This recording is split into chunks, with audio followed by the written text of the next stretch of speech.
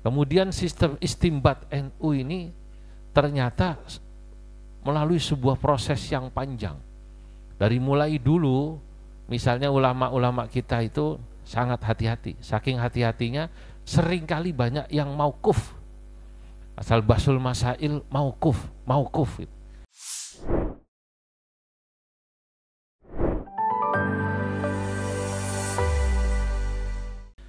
Seminar ini diadakan dalam rangka kenapa diundang pesantren, kenapa tempatnya di kampus, gitu kan? Kenapa dikumpulkan kiai PBNU?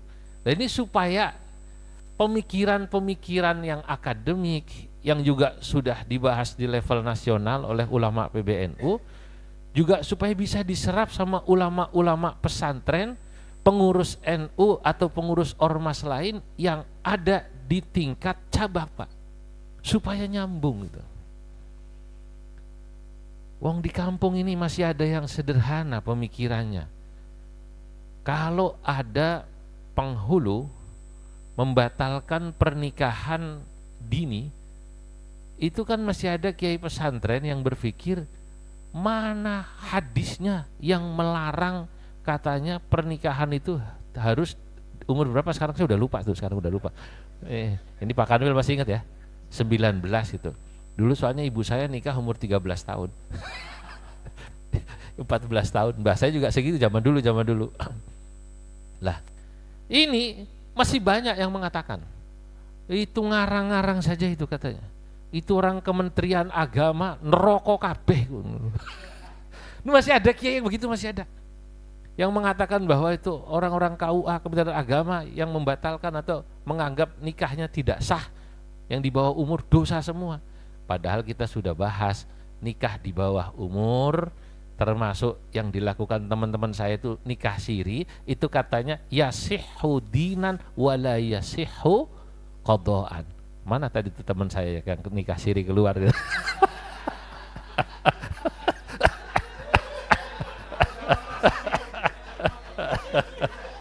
Ini dosa apa enggak saya ngomongin, orangnya keluar saya enggak lihat. Sah secara agama wala yasihhu qadaan, itu diputuskan.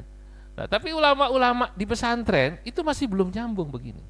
Bagaimana sudut pandang pemerintah itu kan dilihat tujuan utama dari pernikahan itu kan supaya sakinah, untuk menggapai kemaslahatan.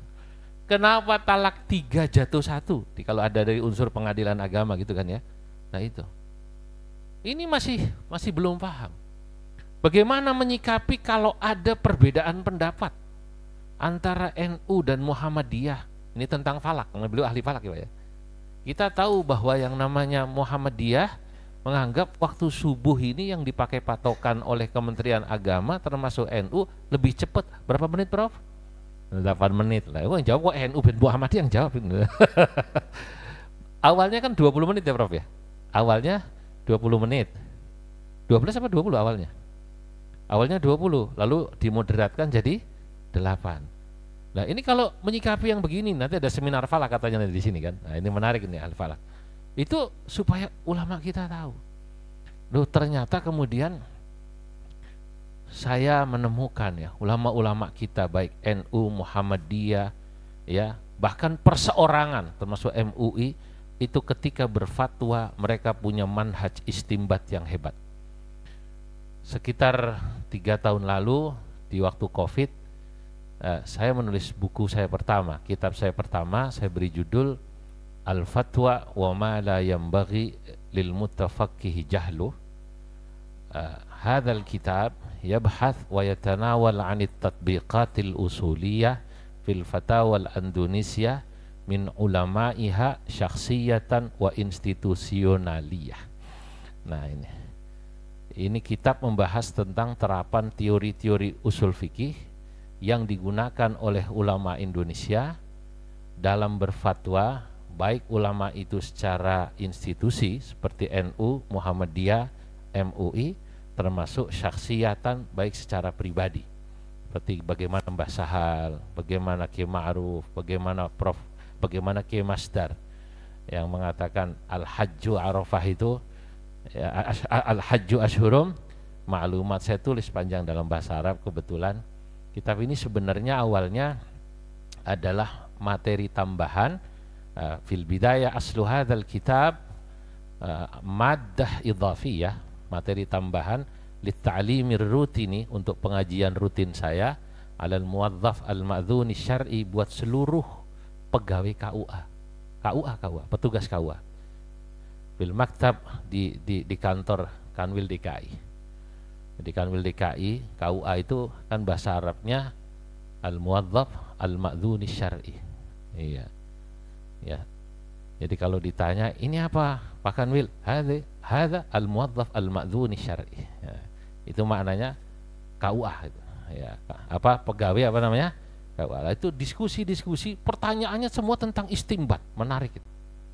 Macam-macam. Talak 3, jatuh 1, pencatatan nikah. Itu semuanya ada basis istimbatnya. Ada yang istihsan, ada yang istislah, ada yang istishab. Saya jadikan satu dalam satu buku, termasuk salah satu murid saya itu ada santri Muhammadiyah, pinter sekali, Masya Allah. Santri Muhammadiyah, tapi mondoknya di pondok-pondok NU, hafal Quran, ngaji dengan saya 2 tahun ngaji mahalli, kemudian S2-nya di Saudi. Nah saya minta coba kalau Muhammadiyah seperti apa, lalu dia kirim, kemudian saya tulis. Ternyata menarik. Ulama-ulama kita itu dalam istimbat, sebenarnya ormas semua sistemnya sudah bagus. Tinggal prakteknya dan kemudian tatbiknya, serta bagaimana kiai-kiai kita itu bisa memahami ini. Seringkali di antara kita banyak yang terkaget-kaget dengan ini. Lah insya Allah nanti di sini akan dibahas salah satunya bagaimana sistem istimbat di Nahdlatul Ulama. Ya, detailnya akan dibahas oleh Gus Fahrur. Ya, bahwa di sini kita tahu bahwa NU itu punya hierarki bahsul masail. Contoh misalnya masalah yang itu cukup dibahas di cabang, janganlah itu dibahas di pusat dan sebaliknya. Cabang wilayah tidak boleh membahas yang itu menjadi kewenangan atau wilayah pusat. Itu ada soal-soal tertentu yang itu wilayah pusat. Kemudian sistem istimbat NU ini ternyata melalui sebuah proses yang panjang. Dari mulai dulu, misalnya ulama-ulama kita itu sangat hati-hati. Saking hati-hatinya, seringkali banyak yang mauquf. Asal bahsul masail mauquf. Mulailah tahun 92 di Lampung, nanti pada Munas Lampung ditetapkan bahwa NU dalam berbahsul masail tidak hanya qauli, mengambil pandangan para ulama seperti yang tadi contohkan Imam Syafi'i, yang kemudian oleh Syekh Nawawi dikatakan manhajnya kita ambil, tapi kemudian yang kita ambil manhajnya bukan kaulnya. Kalau kondisinya sudah berbeda, maka kita akan mengambil manhajnya saja. Mungkin kaul kita berbeda, tapi manhaj tetap sama. Nah, dan terus berkembang sampai ada istimbat bayani. Kalau memang nanti ada satu masalah yang dalilnya harus diambil dari Quran hadis, maka kita harus langsung menggali dari Quran hadis, dan memang disebut secara khusus dalam Quran hadis, bayan minan nusus namanya, kajian-kajian lafadznya, kemudian dicek pesan-pesannya, asbabun nuzul, asbabul wurud. Ada satu masalah yang kemudian tidak pernah disebut dalam Quran dan hadis sama sekali, tapi ada padanannya yang sama, maka disebut istimbatnya istimbat qiyasi. Kalau tidak ada juga padanannya dalam Quran hadis, tapi ada ulama yang pernah berfatwa, beristihad, kok masalahnya mirip, nanti disebut dengan istimbat ilhaqi, mirip qiyasi tapi namanya ilhaqi. Nanti baru ada yang terakhir, keputusan NU itu adalah ulama NU mengajarkan kepada kita apa yang disebut al-istimbat al-maqasidi, beristimbat secara maqasid.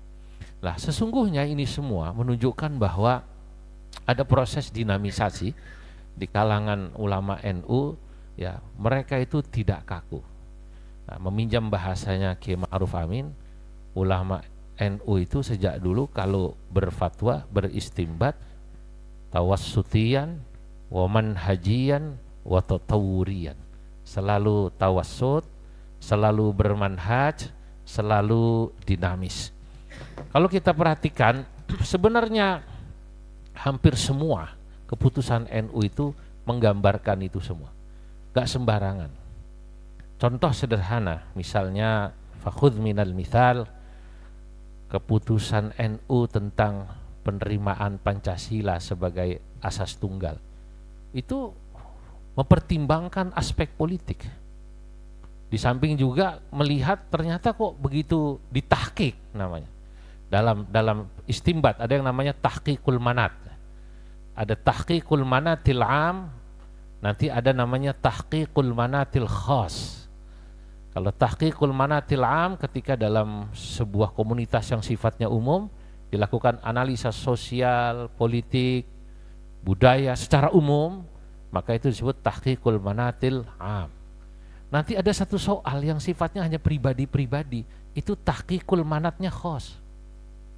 Kalau yang bertanya 2 orang saja, bukan sebuah komunitas.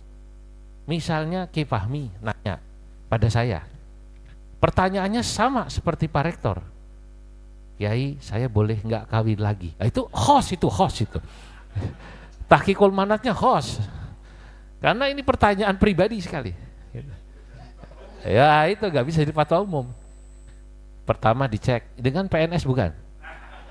Aman. Nah, itu kan contoh itu. Ya itu. Kedua saya tanya, istrinya galak apa tidak? Nah, itu kan pengaruh juga gitu loh. Kan ada suami yang istrinya galak. Kiai akan melihat, akan ditanya, mufti bertanya, istrimu bagaimana? Anda ini termasuk termasuk golongan suami yang raja apa yang wali? Nah, katanya kalau istri Anda itu nurut, berarti Anda raja. Kalau istri Anda galak, berarti Anda wali. Karena as-sabru ala lisanin nisa mimma yumtahanu bihil aulia. Karena sabar atas galaknya istri itu adalah ujian para wali. Kata Ki Fahmi, Yai, istri saya kadang galak, kadang nurut. Berarti Anda raja wali.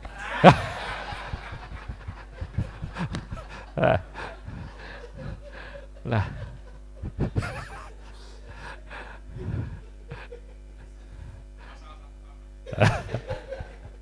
Nah ini namanya tahqiqul manatil khas.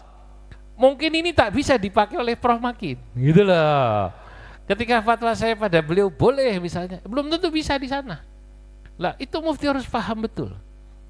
Nah, belum lagi tentang perbedaan pendapat yang tadi saya katakan itu, yang sifatnya umum.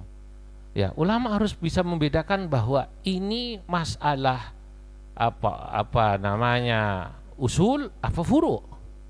Kalau cuman awal waktu subuh itu furu, beda pendapat tak perlu ribut lah.